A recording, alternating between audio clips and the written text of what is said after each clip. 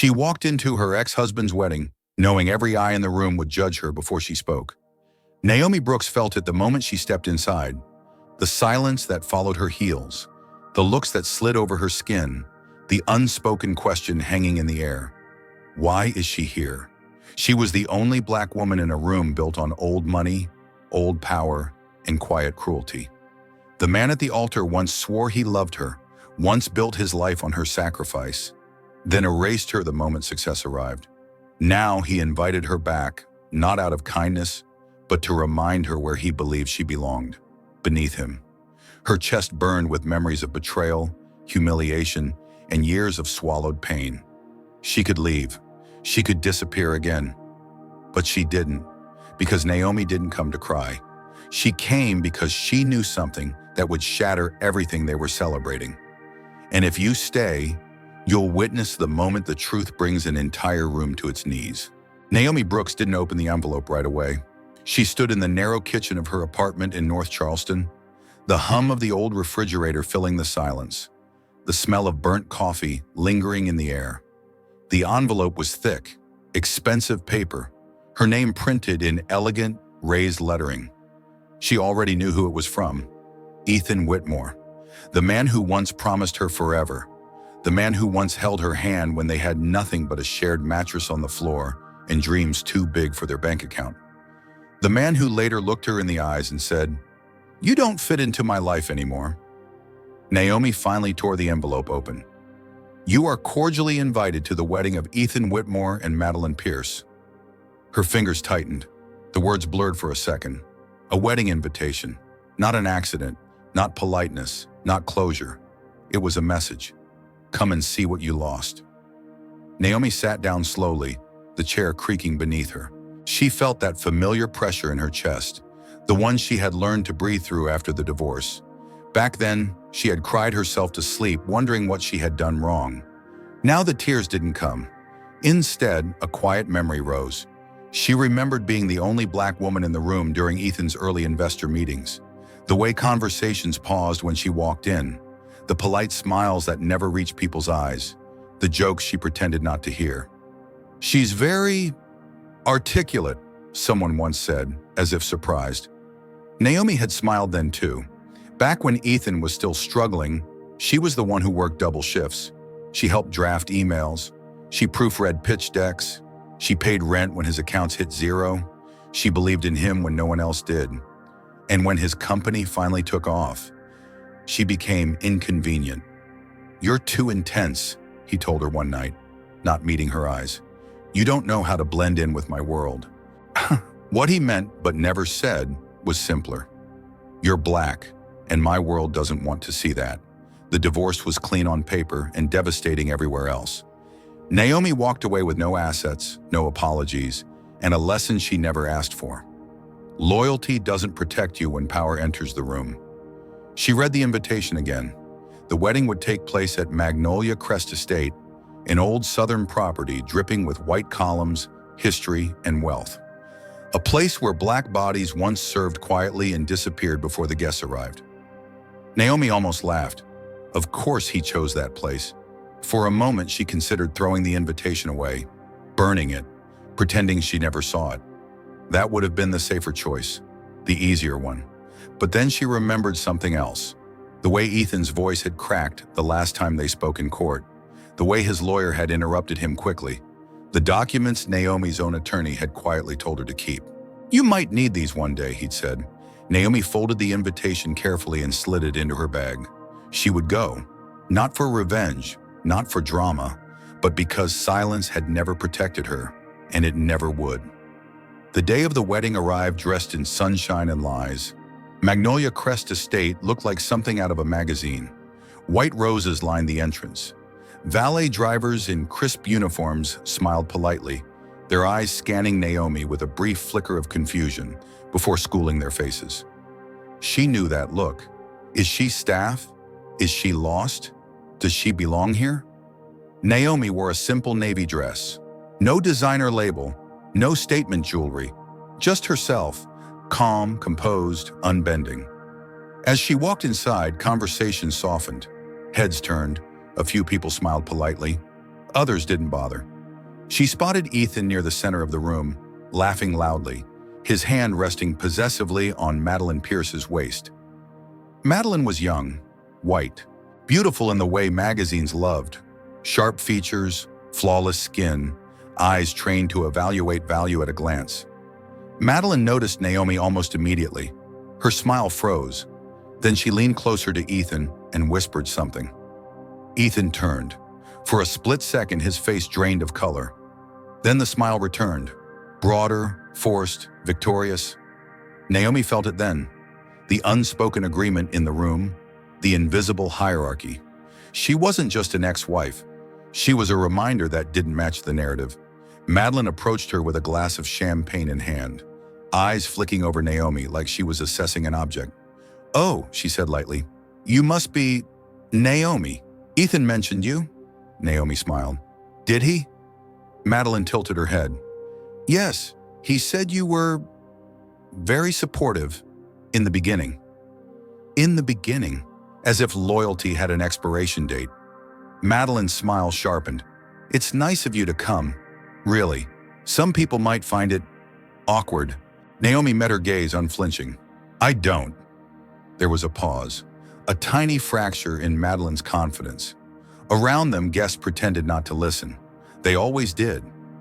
Ethan joined them quickly, placing himself between the two women like a barrier.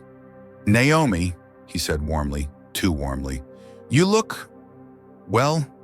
"I am," Naomi replied. He nodded, relieved she wasn't making a scene. "I hope you're happy for us." "I am," she said again, and she meant it, in a way he didn't understand. As the ceremony began, Naomi took a seat near the back. She watched Ethan exchange vows he once spoke to her. She listened to promises that sounded rehearsed, polished, safe. The guests applauded, but Naomi noticed something else. The subtle glances, the way some guests avoided sitting beside her, the whispers that stopped when she turned her head. She wasn't invisible, she was unwelcome. And still, she sat straight-backed, hands folded in her lap, breathing steadily. Because she knew something they didn't. This wedding wasn't the ending, it was the beginning of the truth. And when the time came, she would speak, not with anger, but with clarity, the kind that leaves a room silent. Before you continue watching, let me ask you something. Do you think Naomi came to this wedding to be humiliated, or because she knows something no one else does? Yes or no? The reception hall glowed with soft golden light, the kind meant to soften everything it touched, truth included. Crystal glasses clinked. A string quartet played something elegant and distant. Laughter floated through the room like it belonged there. Naomi Brooks stood near the edge of it all, watching. She watched Ethan Whitmore move from group to group, shaking hands, smiling with practiced ease. This was his world now. Investors, politicians, old money families, people who spoke about legacy as if it were something inherited instead of built on backs that were never invited inside the room. More than once, Naomi caught the same look aimed at her. A glance, a pause, a question that never quite formed out loud. Who is she? Why is she here? One woman leaned toward another and whispered, not quietly enough, "Is she family?" The other replied, "I think she's his ex." There it was. Not the woman who helped build his company. Not the wife who stood beside him when no one else would. Just the ex. Naomi felt the words land, but she didn't flinch. She had learned long ago that reacting only fed the story people wanted to tell about her. Across the room, Madeline Pierce noticed the whispers too. She moved with purpose now, heels clicking sharply against the polished floor, champagne flute still in hand. When she reached Naomi, her smile was bright, controlled, and dangerous. "I hope you're enjoying yourself," Madeline said, eyes flicking briefly to Naomi's dress, then back up. "We wanted everything to feel welcoming." The word hung between them. Naomi nodded. "It's beautiful." Madeline laughed softly. "Ethan has excellent taste.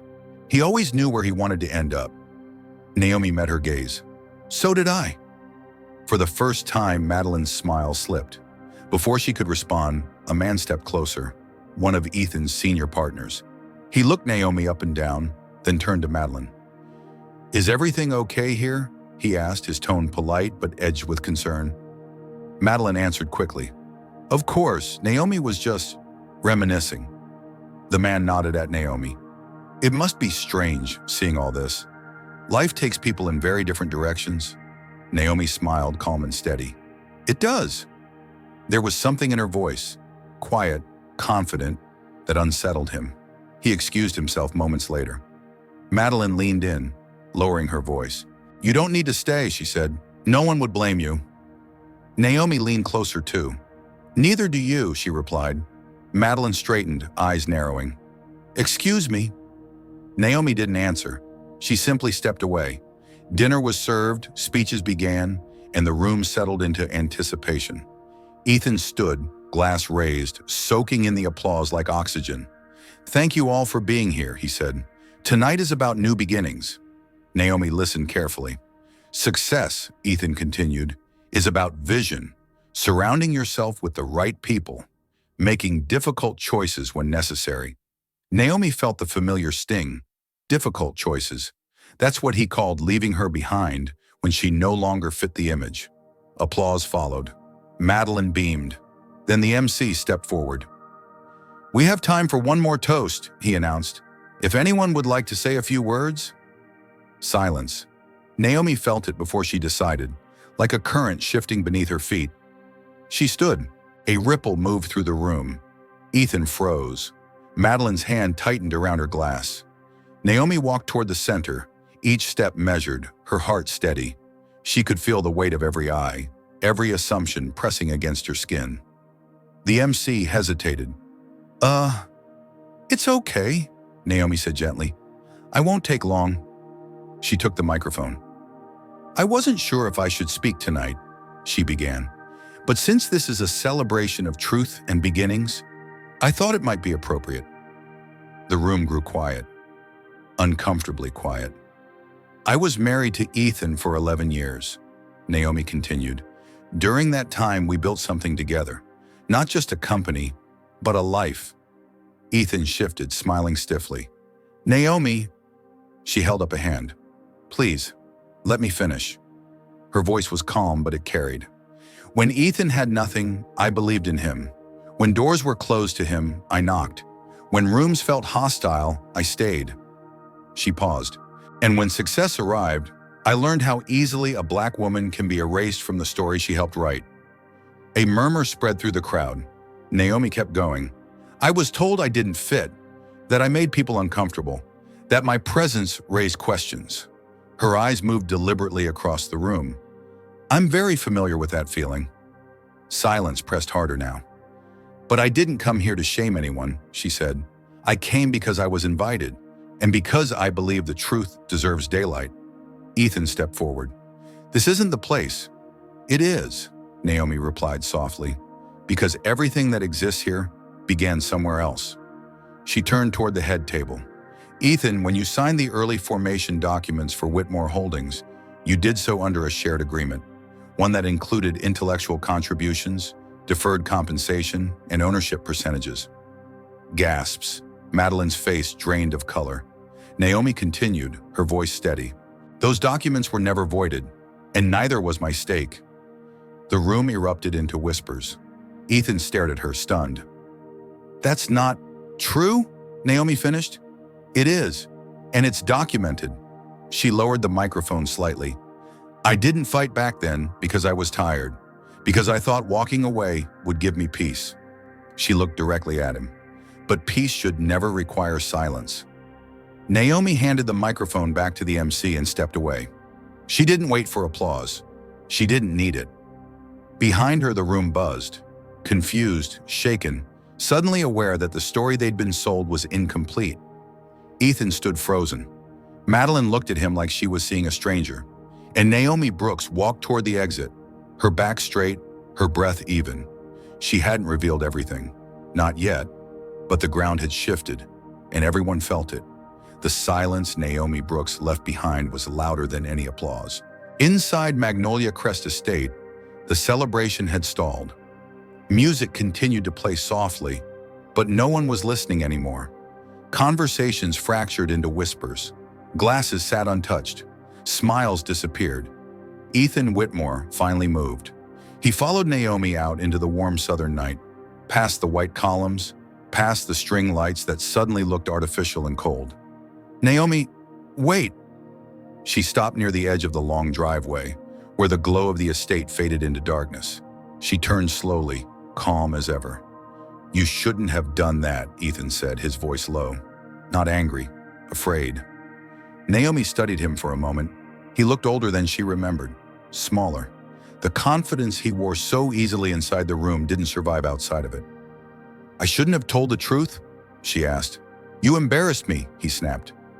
Naomi nodded once. "You embarrassed yourself. I just stopped covering for you." For a moment, Ethan said nothing. Then his voice dropped. "What do you want?" There it was. Not "I'm sorry," not "I was wrong." Just "what do you want?" Naomi took a slow breath. "I want what's fair, and I want my name where it belongs." Ethan ran a hand through his hair. "You know how this looks. Investors, the board, they won't." "They already know," Naomi said gently. "And they've always known. They just assumed I wouldn't speak." She met his eyes. "Because I'm a black woman. Because silence was expected." He flinched. Inside the estate, Madeline appeared at the doorway. Her face was pale, her composure cracking. "Ethan," she called, "we need to talk." He hesitated, then turned back to Naomi. "We'll figure something out," he said, desperate now. "Privately." Naomi shook her head. "No, not privately. Not this time." She walked past him and down the driveway, her heels steady against the gravel. She didn't look back. The days that followed were messy. News traveled fast in circles like Ethan's. Board members demanded explanations. Lawyers reviewed documents that had been ignored for years. Old emails surfaced. Early agreements reappeared. And Naomi Brooks's name began showing up where it had always belonged. Whitmore Holdings released a statement acknowledging her role as a founding contributor. The company announced a restructuring. Ethan stepped down temporarily. Temporary had a way of becoming permanent. Madeline left the estate quietly a week later. No interviews, no statements, just absence. Naomi didn't celebrate any of it. Instead, she sat at the small desk in her North Charleston apartment, sunlight spilling across the papers in front of her. Legal documents, settlement agreements, formal acknowledgments. Her lawyer, Samuel Grant, leaned back in his chair and smiled. "You did this with restraint," he said. "Most people would have gone for blood." Naomi smiled faintly. "I didn't want revenge. I wanted truth." "And you got more than that," he said. "You've secured your ownership stake, compensation, a seat on the advisory board." Naomi nodded. "Good." She signed the final page and set the pen down. For the first time in years, the tightness in her chest eased. Months later, Naomi stood in a very different room. No chandeliers, no string quartets, no polite smiles that hid discomfort. Just a modest community hall filled with young faces, mostly black, some brown, some white, all watching her closely. She stepped to the front of the room, adjusting the microphone. "My name is Naomi Brooks," she began, "and for a long time I believed that staying quiet was the price of survival." A few heads nodded. "I was taught that speaking up would cost me everything, that being too visible, too honest, too present would make people uncomfortable." She paused, and that part was true. A soft ripple of laughter moved through the room. "But I learned something important," she continued. "Comfort is not the same as justice, and silence does not protect us. It only delays the truth." Naomi looked out at the audience. "I'm here to tell you that your voice matters, even when the room wasn't built for you, especially then." She announced the launch of the Brooks Equity Initiative, a program designed to support underrepresented founders with legal resources, mentorship, and funding transparency. The applause that followed wasn't polite, it was real. Later that evening, Naomi walked alone along the Cooper River, the city lights reflecting off the water. She thought about the woman she used to be, the one who bent herself smaller to survive rooms that never wanted her full presence. She wasn't angry at that woman anymore. She was grateful, because she had endured long enough to become someone stronger. Naomi took out her phone and glanced at a message from an unknown number. "I didn't realize how much you carried." "I'm sorry," she didn't respond. Some apologies arrived too late to matter, and that's okay. She slipped the phone back into her bag and kept walking. For the first time, she wasn't moving away from something. She was moving forward. Now let me ask you, how did this story make you feel? Did it resonate with something you've seen or experienced yourself? Do you believe Naomi did the right thing by choosing truth over silence, even when it was uncomfortable? If this story moved you or made you think differently, comment one-on-one below to show your support. And tell us, what country are you watching from? If you believe stories like this deserve to be heard, please share this video, because silence protects injustice, but stories like this don't.